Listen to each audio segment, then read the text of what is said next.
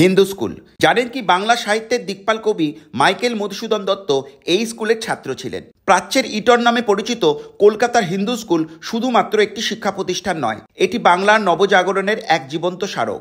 1817 সালে এই স্কুল প্রতিষ্ঠায় মূল ভূমিকা পালন করেছিলেন ডেভিড হেয়ার, রাজা রাধাকান্ত দেব, গৌরীচরণ সেন এবং বহু বিশিষ্ট হিন্দু জমিদার। হিন্দু স্কুলের ইতিহাসের সাথে ওতপ্রোতভাবে জড়িয়ে আছে তরুণ ও প্রভাবশালী শিক্ষক হেনরি লুই ভিভিয়ান ডিরোজিওর নাম। মাত্র 17 বছর বয়সে শিক্ষক হয়ে তিনি ছাত্রদের মধ্যে যুক্তিবাদ, মুক্ত চিন্তা ও মানবতাবাদী চেতনার বীজ বপন করেছিলেন। তার হাতে গড়ে ওঠা ইয়ং বেঙ্গল গোষ্ঠীর তরুণরা তৎকালীন সমাজে প্রচলিত কুসংস্কার ও গোঁড়ামির বিরুদ্ধে সোচ্চার হয়েছিল। বিশেষ করে সতীদাহ প্রথা, বহু বিবাহ এবং নারী শিক্ষার অধিকারের জন্য তারা সরব হয়েছিলেন।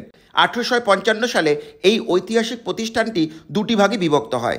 এর উচ্চতর অংশটি হয়ে ওঠে প্রেসিডেন্সি কলেজ, আজকের প্রেসিডেন্সি ইউনিভার্সিটি, যেখানে বিজ্ঞানী জগদীশচন্দ্র বসুর মতো ব্যক্তিত্বরা অধ্যয়ন ও অধ্যাপনা করেছেন। আর মূল অংশটি আজও আমাদের কাছে পরিচিত হিন্দু স্কুল নামেই। আজ 207 বছরের বেশি সময় ধরে হিন্দু স্কুল কেবলমাত্র একটি শিক্ষা প্রতিষ্ঠান নয়, এটি জ্ঞান, ইতিহাস ও দেশপ্রেমের এক অনির্বাণ শিখা। দেশ ও নিজের এলাকার প্রকৃত ইতিহাস জানতে আমার প্রোফাইলটির সঙ্গে যুক্ত থাকবেন। ভিডিওটি ভালো লাগলে শেয়ার করবেন, কাছে থাকবেন, পাশে থাকবেন। ইতি আপনাদের শোভন। ধন্যবাদ।